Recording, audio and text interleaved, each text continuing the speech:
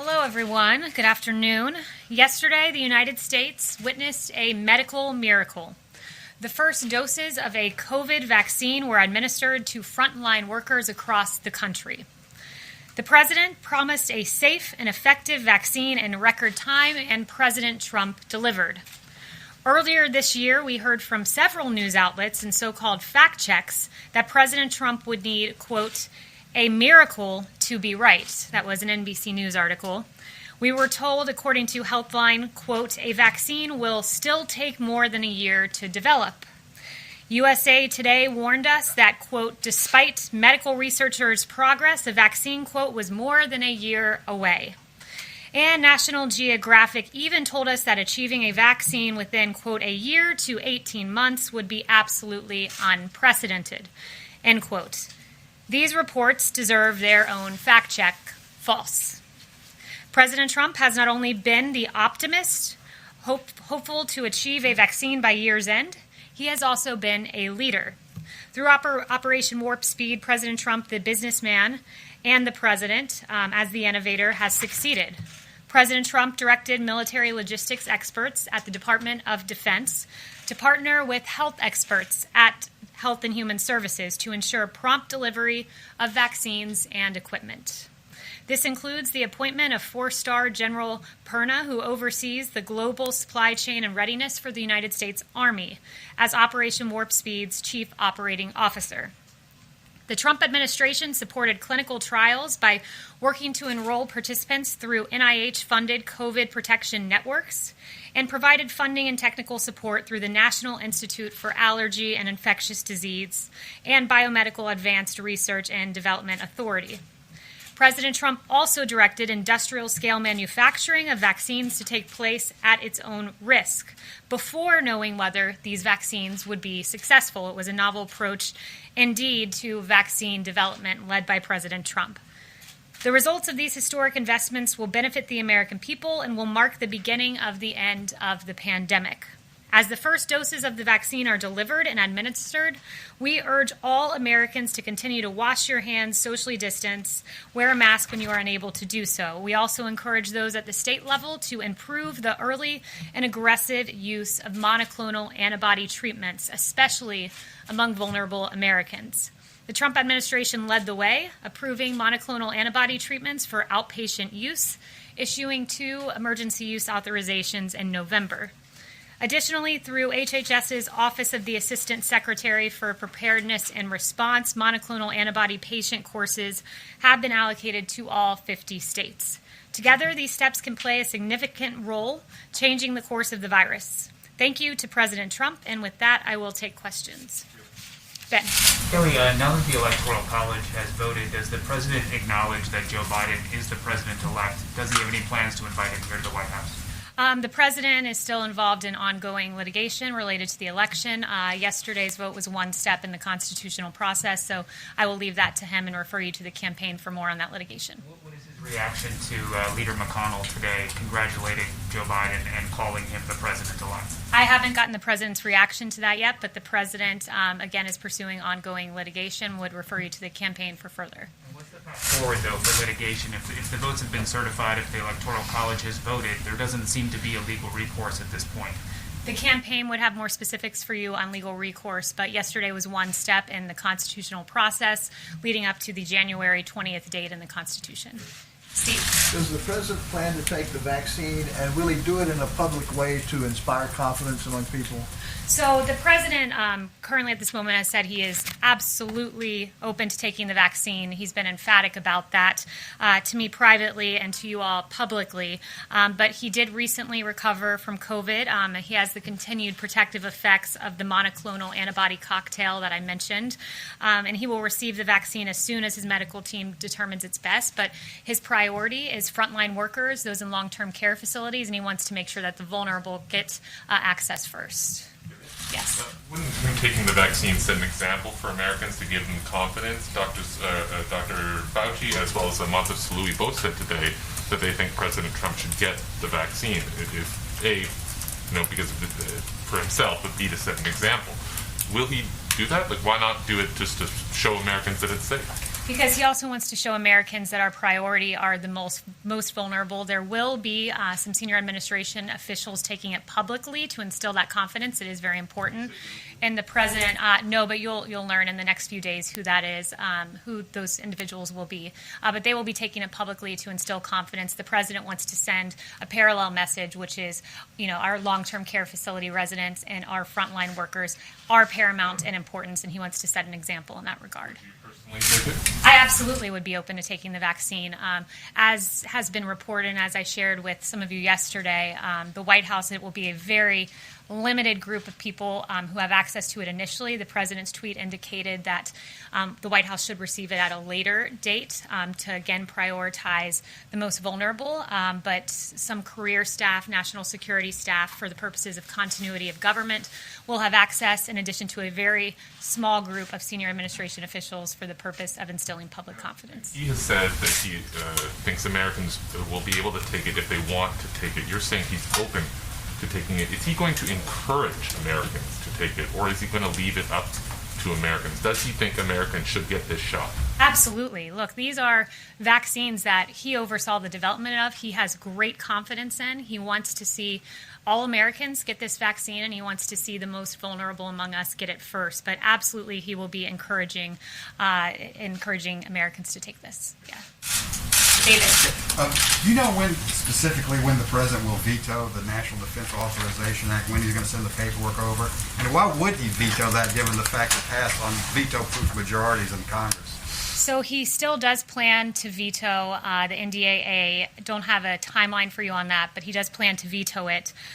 He wants to make every effort to protect our military men and women, and will prioritize military funding in the big omnibus bill. But he also has other important priorities and I should say problems with the NDAA beyond just the absence of Section 230 repeal and beyond the inclusion of the Warren Amendment. One of the provisions of concern is provisions about troop withdrawal and deployment in Afghanistan, South Korea, and Germany. And so there are a number of provisions that he is. Said it was weak on China, but no Republican really seems to agree with him on that. Why does he think the bill is bad on China? So by not including a Section 230 repeal, what you're in effect allowing is Twitter to continue to not censor Chinese propaganda. Recently, there was a tweet by the U.S., the Chinese Embassy in the United States, about the Xinjiang province and allowing all citizens to enjoy the same rights, including freedom of religion. That clearly is not the case, as the Uyghurs have been absolutely tortured in that province. There was another tweet that they allowed about the virus originating in Wuhan. They said it did not originate in Wuhan. That obviously is Chinese disinformation, and the president's priority is to ensure that that isn't permitted. Yes. Did Leader McConnell give the president a heads up that he was going to talk about Biden on the floor today? I'm not sure if he had any call with him prior to making that statement. Is Secretary Mnuchin or Chief Meadows going to be involved in this bipartisan meeting that's happening on the Hill today at 4 o'clock about COVID relief? I believe it's just congressional leaders meeting, but I'll get back to you if there is a White House presence there. But what I can tell you is that the White House has had a continuous presence in the stimulus talks leading on this for months, trying to get this Phase 4 passed. And when I spoke with the chief about this again this morning, he noted that Nancy Pelosi has really been standing in the way of a deal going back prior to the election when she was anti-stimulus checks, something the president has been vocal about wanting. And then after the election, according to her, quote, she can now support these checks because of a, quote, new president were her words, which is appalling to think that politics was playing into COVID relief for the American people. And she stood against liability protection. This is protection for our small businesses so that they're not held liable for COVID incidences through no fault of their own. And she's really playing up to the trial lawyers and opposing liability protection, which should be something that's just mere common sense. One other question about confirmations of Biden's cabinet picks. President Trump had the benefit of the Senate starting hearings and starting the process before he was inaugurated in January of 2017. Does the president oppose the Senate taking up Joe Biden's nominees before the inauguration? I think that's a hypothetical, and he won't get ahead of that activity actually happening. But he has taken all statutory requirements necessary to either ensure a smooth transition or a continuation of power. Yes. Thanks, Gailey. Given the success of Operation Warp Speed, why hasn't President Trump been more visible during this initial vaccine rollout? You have the vice president in Indiana today. Where's President Trump? President Trump's been hard at work on COVID behind the scenes. Just because you don't see him at the podium every day doesn't mean that he's not aggressively pursuing actions on behalf of the American people. He's briefed on COVID regularly, and I'm here speaking with you guys. Others are out communicating this information. Yeah. Could you comment on the Russian hackers breaching several federal agencies? How serious was this breach, and is the Trump administration considering retaliating? Look, the U.S. government, we're aware of all of these reports. We're taking all necessary steps to identify and remedy any possible issues related to the situation. As one step in that process, CISA has issued an emergency directive on Sunday night for all federal civilian agencies to review their networks for indicators of compromise and disconnect or to power down SolarWinds Orion products immediately. So we are taking a hard look on this and obviously take any sort of cyber hacks very seriously. And just one more question on Russia. Since Russian President Vladimir Putin has congratulated President-elect Joe Biden, any comment on that from the Russian president? No comment on that. I'll leave it to the president to react to that. Has he spoken to President Trump? Not that I'm aware of. No. Let's see. David. Does the president intend to run for election in 2024, and would you like to be part of that campaign? I will leave that to the president, but he's still pursuing ongoing litigation at the moment for this election. Yes. Todd. Thanks. President Trump supported the Texas lawsuit at the Supreme Court, and a lawsuit that President-elect Biden called an assault on democracy. How is it not anti-democratic to try to nullify 20 million votes? I think pursuing legitimate litigation through the judicial system is in no way assaulting democracy. In fact, it's using Democrat institutions in the manner they are to be used to pursue legitimate claims with sworn affidavits and additional evidence. But I do think what is an assault on democracy are the 4 investigations into President Trump over Russia collusion that turned up nothing. I mean, Mueller alone, you had 19 lawyers, 40 FBI agents, 2,800 subpoenas, 500 search warrants, millions of taxpayer dollars, all to find no collusion. And the investigation into President Trump began far before he was even elected president of the United States. And his intel briefings in the transition period were even weaponized against him. An insurance policy from Peter Strzok was put in place against this president prior to him being elected. That is what is an assault on democracy. Blake. Thanks, Kaylee. I want to ask you about COVID relief negotiations, but just to hone down on what was asked about the vaccine, yes or no, we should expect to see President Trump take a coronavirus vaccine before January 20th and do so on camera? He will take it when health experts and his White House doctor ask him to do so and says it's the appropriate time. He is very open to taking this, but also wants to prioritize our frontline workers. Since you brought up the vaccine, before you get to your next question, one thing I do want to make clear is that there are 2.9 million doses of the Pfizer vaccine that have gone out. In 21 days, there will be an additional 2.9 million of those doses because, of course, the Pfizer vaccine is 2 doses. And there are going to be rolling updates and shipments of the vaccines. Of course, we've secured millions in advance. And this Friday, there will be 4 million Pfizer vaccines going out. We are hopeful that Moderna gets approved. The FDA said that the data looks good. We're waiting for that EUA.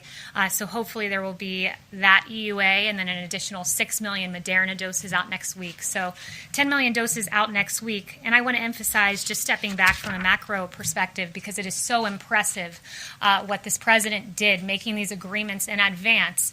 And he secured not just tens of millions of doses, but in fact, hundreds of millions. There's the 100 million with Pfizer. There's 100 million with Moderna. We've secured another 100 million from Moderna. We're hopeful that we will get an additional 100 million from Pfizer. I think we will. And then Johnson & Johnson is nearing the end of its phase 3 clinical trial. That's another 100 million doses secured, with hundreds of millions doses more if needed. And then AstraZeneca, which is in phase 3 clinical trial, 300 million doses secured. So it's a really impressive achievement what this president has done. But what's your next question? Negotiations. So there's this meeting this afternoon, the Big Four up on the Hill. We're told, by the way, that Secretary Mnuchin will be there. If the Big Four, if the Treasury Secretary are able to come to some sort of a deal, would President Trump sign off on it, or does he have specific asks, specific red lines that have to be in any sort of deal? I think we'll wait to see what that deal looks like. He's said that he would really like to see those stimulus checks in there, but his priority at the end of the day is getting relief to the American people. We're hopeful there will be some sort of agreement, but I would note that we've been the party that's been flexible. We've been the party that's said, hey, standalone PPP, that's funding for small businesses and funding for businesses generally to go to pay their employees. We've had a standalone bill that we supported there. We had a standalone unemployment insurance bill. So we've been the party that's been flexible in this. Clear, if there is a deal that doesn't have direct payments, the president would support it or not? I'm not going to say if that's a red line or not. I won't get ahead of the negotiations, but I'll just say that we are hopeful there is a deal there that the president can then look at and support. Yes, Catherine. Does the White House have any comment on Rudy Bailey, the security director who had his leg amputated due to COVID? Yeah, our heart goes out to his family. They've asked for privacy, and he is recovering from what I understand. We're very pleased to see that, but he and his family will be in our prayers. Has the president had a chance to speak with him? I'm not sure if the president's had a private conversation with him, nor would I confirm any private conversation that he did have. Malik. Thank you. Thank you for doing this. Over the weekend, a statue of Mahatma Gandhi was desecrated by some protesters in downtown D.C. This is for the second time this has happened. I would like to have your comments on that.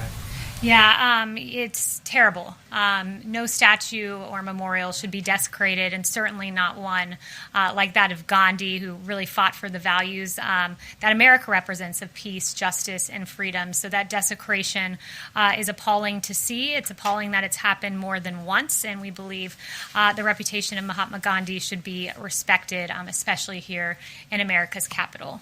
Ask one more. Sure. Does the president believes that the democracy in the United States is under threat? And based on the streets, what are the electoral reforms he wants to push in this country? What was the first part of your question? I couldn't. Does the president believe that democracy in the United States is under threat? That democracy is under threat. He believes that it certainly was under assault when it comes to the investigations into his administration, the Mueller probe, the unfortunate way that our FBI was mishandled by folks like Andy McCabe, by folks like Jim Comey, and weaponized in a political way against his candidacy and then against his presidency. Yes, Charlotte. Thanks, Kaylee. Is President Trump planning to take any action after seeing the forensic audit of the machines in Antrim County, Michigan? I'd have to refer you to the campaign on anything regarding the election. Just as far as the 2018 executive order on election interference, has he received a report yet? And when he does receive it, is any of that going to be available for the public to look at? I am not aware of any report that he's received to that end. Yeah. Chanel. Thank you, Kaylee. Just want an update statement on Iran, especially in light of the just signed Israel-Morocco deal. Where does the White House see that Iran standing in the Middle East now? Especially, what is the current assessment from the White House with regards to Iran standing in the Middle East as you continue to sign Middle East deals? Are they going to strengthen? Is it weakening? What is the current White House assessment on Iran? Yeah, as the region increasingly comes together through these peace deals, which Senior Advisor Jared Kushner, Avi Berkowitz, and others, National Security Advisor Robert O'Brien deserve a ton of credit for. It's remarkable. But as the region continues to come together, our maximum pressure campaign continues to be effective. Iran is increasingly isolated and weakened. And when President Trump came into office, you know that the region was in extreme turmoil. ISIS had a caliphate in Iran Iran's proxies were wreaking havoc. Since taking office, President Trump has worked to rebuild trust with our regional partners and identify their shared interests. And unlike the previous administration, which gave Iran piles of cash and a deal with a sunset provision that would have allowed them to get nuclear weapons, this president has isolated Iran, and he's done it through 4 peace deals, which is 4 more than his predecessor. But it's unfortunate that it doesn't give much coverage in the mainstream media. But I guess we shouldn't be surprised, because in the last 24, 48 hours, there have been quite a few stories that have not gotten a ton of coverage in the mainstream media. As former White House Press Secretary Ari Fleischer said, bias is often found in stories the press does not cover. And last week we found out that Democrat Congressman Eric Swalwell was infiltrated by an alleged Chinese spy. This spy cozied up to Swalwell, raised funds for his 2014 campaign, and even planted an intern in his office. And that relationship continued until the FBI briefed him in 2015, and that was some very good reporting done by Axios. But after entangling with this spy for years, Swalwell hypocritically went on to be one of the lead instigators of the Russia collusion hoax and the impeachment sham. Swalwell wrote this on his congressional webpage: President Trump and his team are directly and indirectly tied to Russia. That was not true. He then said in September of 2020, the president has a compromised relationship with Russia. Untrue. April of 2019, he said President Trump certainly acts on Russia's behalf and acts like Russia's leader. Not true. January 2019, Eric Swalwell said it's pretty clear President Donald Trump is an agent of Russia. Not true. And Swalwell shamelessly claimed Donald Trump Jr. and Jared Kushner had an eagerness and a willingness to work with the Russians during the 2016 election. Again, it was false. In 2019, he falsely claimed this yet again when inquired about collusion by a reporter. And these baseless attacks were false, yet covered breathlessly by the media. There was no coverage, however, of Swalwell being the one implicated with not Russia, but China. In fact, the New York Times website... नमस्कार, मैं हूं मानक गुप्ता। अगर आपको हमारा ये video पसंद आया हो तो इसे लाइक और शेयर जरूर करें। और हां, हमें सब्सक्राइब और फॉलो करना ना भूलें, ताकि आप देश और दुनिया की कोई खबर मिस ना करें। तो जुड़े रहिए हमारे साथ और देखते रहिए News 24।